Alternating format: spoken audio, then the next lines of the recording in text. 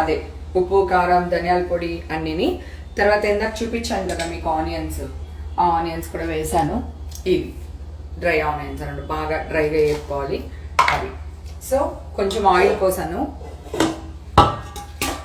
దమ్ బిర్యానీ చేస్తున్నాను, సో ఒక్కొక్కటి పెట్టడం కష్టంగా ఉంది, అందుకని ఇందాక కట్ చేశాను.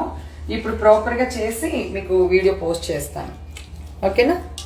దీంట్లో నేను నిమ్మకాయ కలిపాను, పెరుగు కలిపాను, అల్లం వెల్లుల్లిపాయ పేస్ట్, ఉప్పు కారం పసుపు కొంచెం మసాలా వేసాను, ఓకేనా. ఇది ఇట్లా వేసేస్తాము అడుగున. ఇప్పుడు దీనిపైన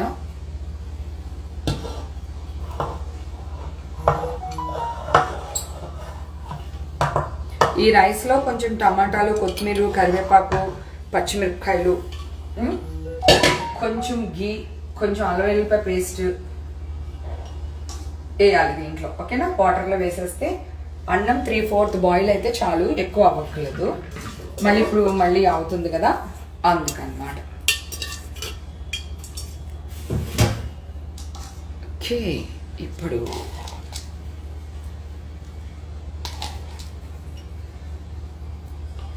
డ్రై ఆనియన్స్. ఇది మనం కుంకుమ పువ్వు అంటాము, మీరు సాఫ్రాన్ ఏదో అంటారు కదా, అదే అది. ఇది నెయ్యి అన్నమాట. ఎస్, ఇది నిమ్మరసం. ఇది నిమ్మరసం చాలా తక్కువ మంది వేస్తారు, కానీ చాలా బాగుంటుంది, ఒకసారి ట్రై చేయండి నిమ్మకాయ రసం వేసి. ఓకే, ఇంతేనండి. దీన్ని ఇప్పుడు మూత పెట్టేసుకుని మనం మంచిగా దగ్గర పెట్టాను. దీన్ని స్టవ్ మీద పెట్టి